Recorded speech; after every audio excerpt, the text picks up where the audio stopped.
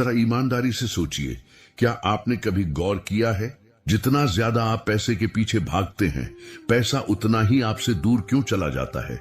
क्यों कुछ लोग बिना दौड़े, बिना घबराए, शांत रहते हुए भी संपन्न होते चले जाते हैं, और कुछ लोग पूरी जिंदगी मेहनत करके भी हमेशा खाली क्यों रह जाते हैं? सच यह है कि पैसा मेहनत से नहीं भागता, पैसा ऊर्जा से आकर्षित होता है। और आज अगर आपने यह बात सिर्फ समझ ली नहीं बल्कि महसूस कर ली, तो हो सकता है आज के बाद पैसा आपके पीछे भागना शुरू कर दे।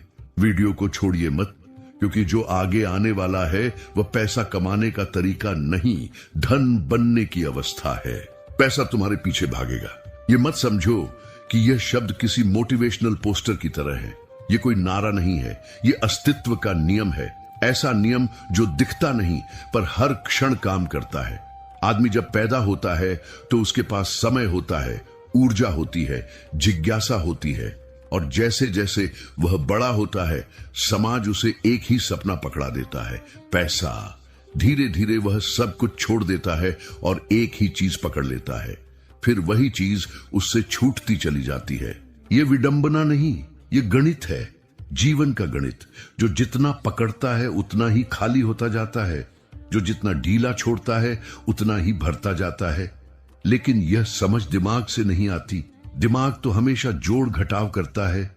यह समझ आती है मौन से, उस जगह से जहां विचार नहीं, सिर्फ साक्षी भाव होता है। पैसा वस्तु नहीं, कंपन है। लोग पैसा नोटों में देखते हैं, सिक्कों में, खातों में, स्क्रीन पर चमकती संख्याओं में, लेकिन पैसा वहां नहीं है। पैसा एक प्रवाह है, एक कंपन है, एक प्रतिक्रिया है तुम्हारी आंतरिक अवस्था की।